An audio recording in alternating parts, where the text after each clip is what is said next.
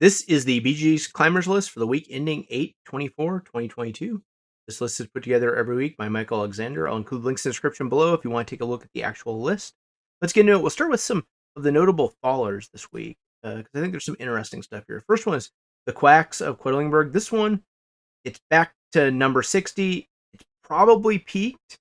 It's got 35K ratings already, and I guess there's gonna be a big box. I guess they could add another expansion to it, but it's probably peaked and will, end its run in the 50s. KDM. So KDM kind of shuffled back up to number 53, but it's been falling since then.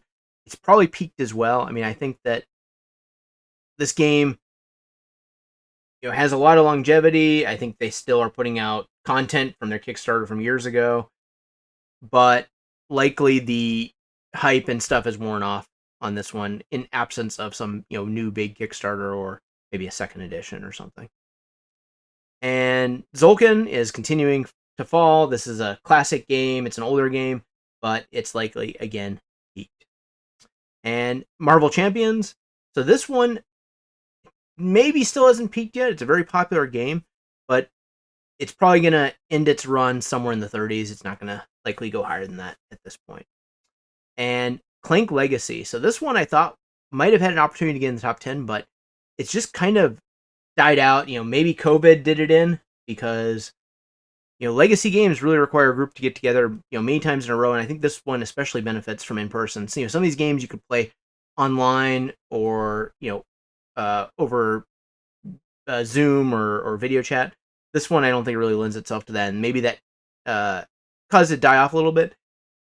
I hope to see a resurgence. I still haven't gotten this to the table yet, but I do want to try it out. Let's get to number 10 here. Gotta go up a lot.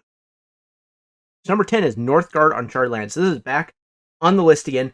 It's come down a little bit. So I mean, this thing was doing extremely well with its early backers and kind of fell off sharply into the upper sevens, which is still a solid rating, but unless it kind of bumps back up, I think it may end up falling short of the top 100.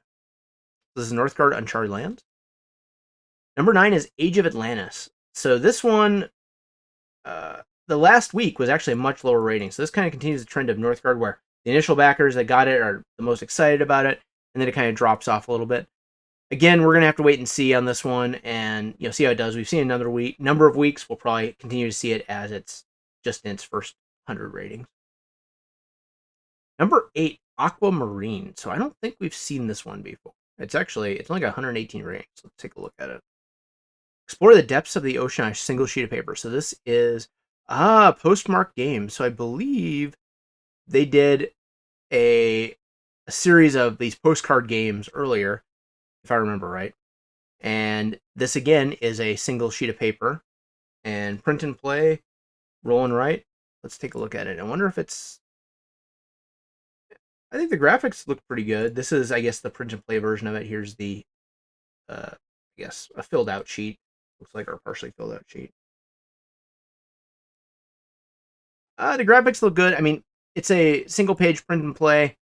Those tend to, they can do okay, but they're not, top 100 games typically. That's number 8, Aquamarine. Number 7, Age of Galaxy. This one looked pretty interesting. It's continuing to get, upper 7s, lower 8s.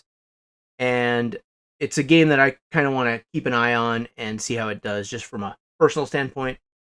I think we have to wait and see to see exactly where this thing's going to land.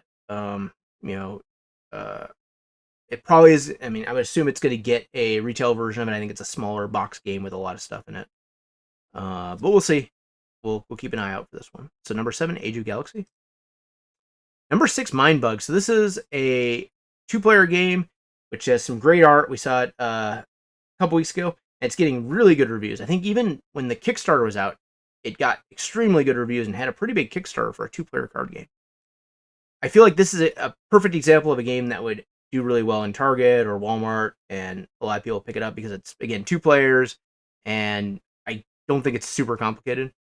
So as far as where to land, I mean, 2-player games do have a kind of a harder time getting in the top 100. There are some, But kind of a lighter weight 2-player game is going to be a little bit more difficult.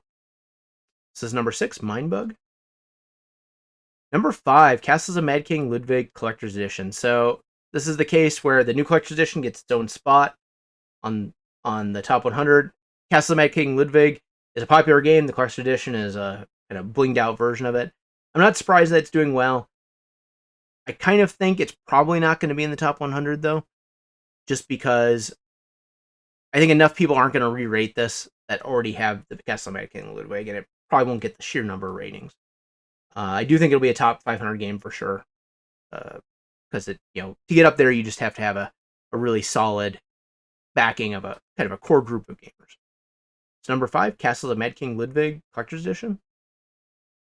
Number 4, Oathsworn in the Deepwood. So this one had its, I guess, second worst week since it came out at 9.11. I'll also note the Dice Tower review came out for this, and it was worse than I actually expected. I thought that this would be, I think it got a seal of approval. I don't know. It did well, but it didn't have as high a ratings as all the people reviewing it on here. They did have I think Tom Vassell was the most positive. He had a lot of great things to say about it. And it definitely kept my interest in terms of wanting to get this game on its upcoming Kickstarter. This is number 4, Oathsworn into the Deepwood.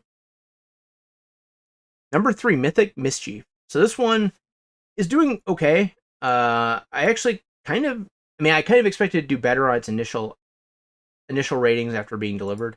It is moved up a little bit, so we'll see. We'll see as this one keeps going. It was a pretty decent sized Kickstarter, and it wasn't the type of game I think I would like, but it did look appealing. Number 3, Mythic Mischief. Number 2, Keystone North America. So this game, I think it recently came out. Yeah, it must have been. Was it Kickstarter? Yeah, Kickstarter. I seem to remember this from somewhere. Build a card-based ecosystem. Oh yeah, I think I remember the artwork for this one. So you can go multiplayer who can build the healthiest ecosystem. Narrative campaign that'll take you across North America with a field journal. So this is kind of going on these nature-themed games. Nature-themed games have always been somewhat popular, but I think after Wingspan, there's been a little bit more interest in them. I like the artwork. I think it's very nature-esque. It looks like, let's see here. It looks like it's probably a tile laying game. Tile placement, pattern building. So you're kind of creating this. It looks to me like you're creating a photo journal of your journey across North America. I don't know, from a gameplay standpoint, a tile placement game, I've never been a huge fan of them. I was very early in my board gaming career, but I've really moved past those games in terms of my personal preference. It's also a lighter weight game. I think that's going to keep it from getting up there into the top 100. It's very hard for these, I guess a borderline to medium lightweight, but they tend to not do quite as well.